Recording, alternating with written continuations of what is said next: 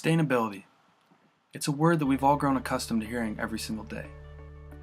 Globalization and rapid population growth has propelled energy, natural resources, and food consumption to unprecedented levels. The concept of sustainability came about as a response to environmental and economic discoveries that indicated the current trends in economic growth were not viable in the long run. In layman's terms, the pace at which we are currently using our planet's resources will eventually cause them to run out, and sooner than we might think. But what does sustainability mean to you? We often think of sustainability in relation to everyday things in our lives, like what type of food we choose to buy, or how much water we consume, or whether we turn the lights off when we leave a room. Lately, society has grown more conscious of the impacts of our personal consumer habits on the environment. We're more aware of the impacts of the choices we make in the grocery store. But why does that stop when we head out for Wing Wednesday at the local pub? The restaurant industry most likely isn't the first thing that comes to mind when we think of our personal consumption habits. But it can't be denied that it has a cumulative impact on the environment, economy, and society. The average American eats out 5.8 times per week, meaning that the choices we make outside of our kitchen have a much bigger impact than we might think. The main areas where restaurants are unsustainable can be found in the production of food and material waste, their energy consumption, and their water use. The restaurant industry is one of the most insidious perpetrators of unsustainable practices, but it can't stay this way. So now we're going to talk about energy. Think about all the things that make your visit to a restaurant possible. The restaurant itself consumes electricity on a massive scale. Nobody is willing to eat in the dark, and the restaurant must keep its customers happy by either heating or cooling the restaurant to a comfortable temperature. On top of that, point-of-sale systems, computers, and sound systems are constantly running, while the kitchen is using electricity to power appliances needed to cook and refrigerators needed to store food. So what does this mean? It means that the restaurant industry is the number one electricity consumer in the retail sector. Restaurants use 5 times more energy per square foot than other commercial buildings, and 5 times more energy in the kitchen than the rest of the building. Restaurant owners face barriers in responding to this high level of energy because many lease their spaces, meaning they aren't able to address such issues pertaining to the 28% of energy used by heating, ventilation, and air conditioning. However, they are able to address the energy used by food preparation, sanitation, and refrigeration, as well as other factors such as lighting and electronics, used through a variety of approaches. These include measures such as installing energy-efficient appliances, conserving energy by turning off lights, computers, or other electronic systems, adding extra insulation around windows and doors to cut the heating and cooling costs, and swapping in compact fluorescent bulbs for traditional bulbs. Then there's food itself. Do you ever stop to ask yourself what the environmental impacts are of the food that sits on your restaurant plate? How much energy did it take for that food to reach your plate? Is it local? How about seasonal?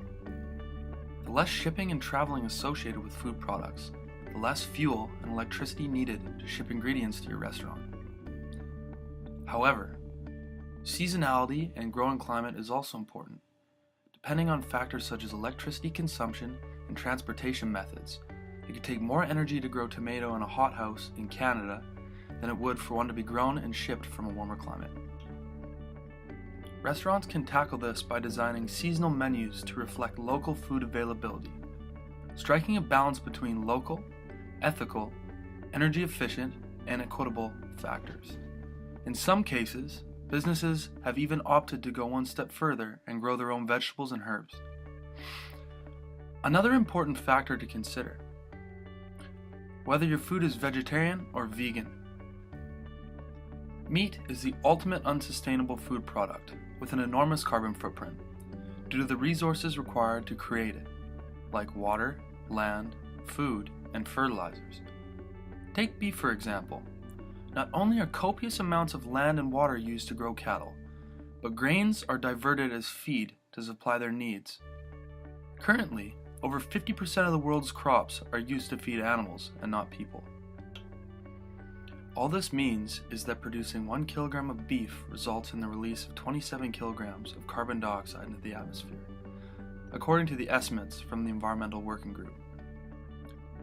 Meat is increasingly being sourced from concentrated animal feedlot operations, where the consequences reach far beyond methane emissions and the destruction of rainforests. The consumption of corn and soy by livestock, whose digestive and nutritional systems are not designed to eat those particular plants, require tons of antibiotics to ensure against cattle infections and illnesses. This in turn has downstream impacts, from our rivers to our bloodstreams, to say nothing of concerns about workers and animal rights. There are lots of new ways that restaurants are combating the negative effects of animal products that are so ingrained in the industry. A restaurant called The Perennial in San Francisco uses meat supplied from local farms that use carbon farming, where cattle graze on rangeland treated with compost, facilitating the growth of carbon sequestering grasses. While many restaurants are unwilling to cut out meat completely, reducing meat on menus, using more ethical and sustainable formats to produce it, and supplementing it with alternative options are key to increasing restaurant sustainability. On top of that, whether or not the food on your plate is organic can also play an important role in restaurant sustainability. According to the Organic Foods Productions Act of 1990, in order for a food to be considered organic, it must have been made through a process that relies on renewable resources. In the case of meat, it must be made without antibiotics and growth hormones, and in the case of plants, without most conventional pesticides or synthetic fertilizers. When food isn't produced in this way, it can have severe consequences for the environment. Food produced through conventional agricultural systems instead of organic ones are cheaper in the short term, but will cause devastating and costly environmental impacts well into the future. The term monoculture is used when land produces a single crop.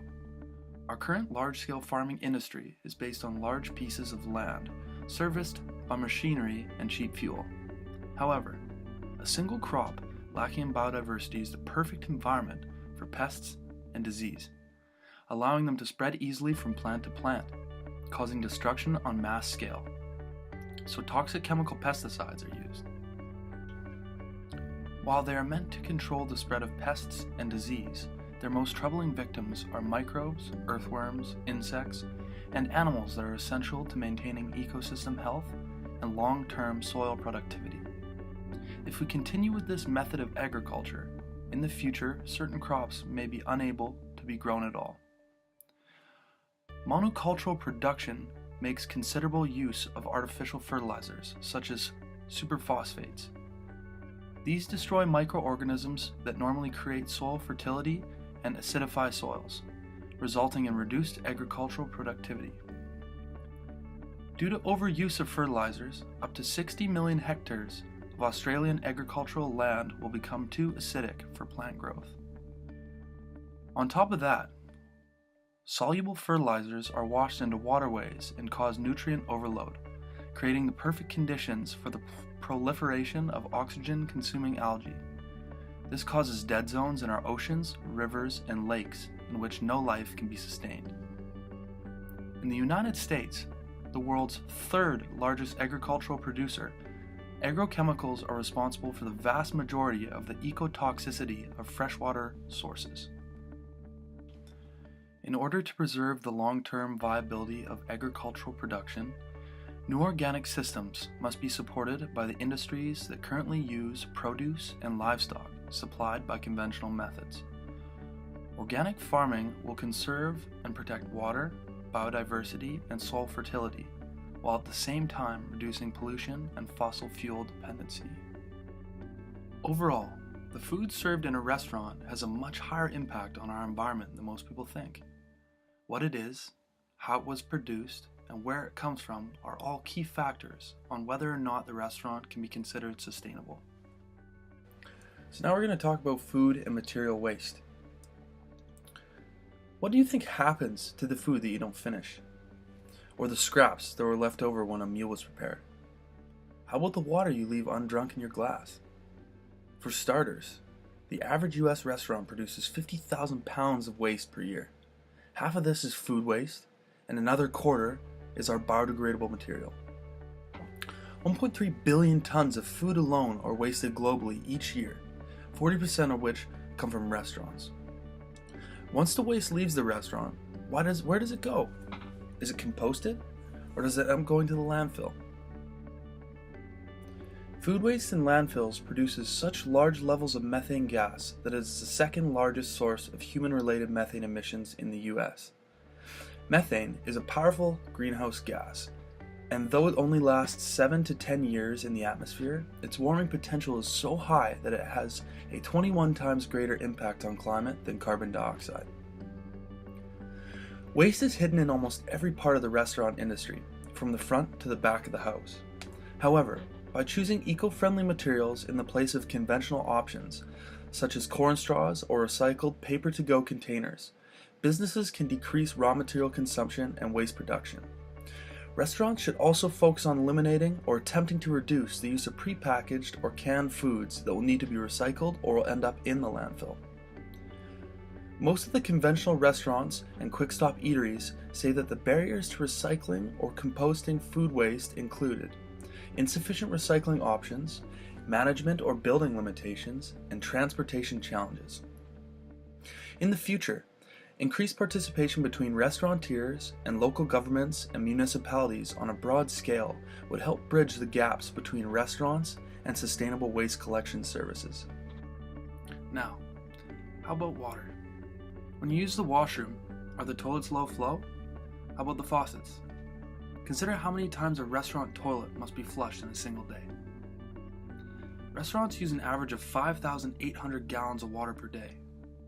Now that's a lot of water. Now, consider that glass of water that your server pours when you take your seat. Peter Glick, president of the Pacific Institute, an independent research facility that tackles drought issues around the world, calculated that water wasted from undrunk water glasses equals roughly 20 billion gallons nationally. That's enough to fill 31,000 Olympic-sized swimming pools. While water is necessary for the main functions of a restaurant, there are steps that can be taken to reduce both the amount of water used as well as the amount of water wasted. Specialized appliances can drastically reduce the amount of water used. While not eliminating the use of water entirely, these innovations can help necessary activities in a restaurant become more sustainable. According to the Green Restaurant Project, simple things such as repairing and maintaining plumbing can help conserve large quantities of water. A leaky toilet can waste roughly 50 gallons of water per day, while a dripping faucet can waste 1,000 gallons per week. Low-flow toilets are also a good way to save nearly 3 gallons per flush. Overall, it is plain to see that water use in restaurants is something that needs to be addressed. For the restaurant industry itself, their only options are to use as little as possible, and to make sure that they remain up to date with the most efficient equipment. And as a customer, if you're more of a beer person, maybe say no to that glass of water next time. There is good news, however, about the trend towards sustainability. As of 2010, 56% of adults are more likely to frequent restaurants that offer organically grown, raised, or environmentally friendly foods. Some patrons are willing to pay more to purchase products with a lower environmental impact. Others are not. But both willing and unwilling groups would choose to patronize an environmentally friendly conscious restaurant over a traditional one. Certifications are emerging as a response to the growing public concern about environmental and social implications of restaurant industries. Governments need to work together with restaurant industries to implement effective, wide-scale sustainability measures that may be costly up front but will benefit our environment and our economy in the long term. Sustainability is not a product that can be achieved overnight, but a dynamic, long-term process. It will be hard to tackle such systematic issues, especially considering how entrenched the restaurant industry is in the modern consumer consciousness. However, this makes it all the more important that we address these issues. The industry isn't going anywhere, and as the population and standards of living increase globally, we will have no choice but to innovate in order to satisfy the rising demand.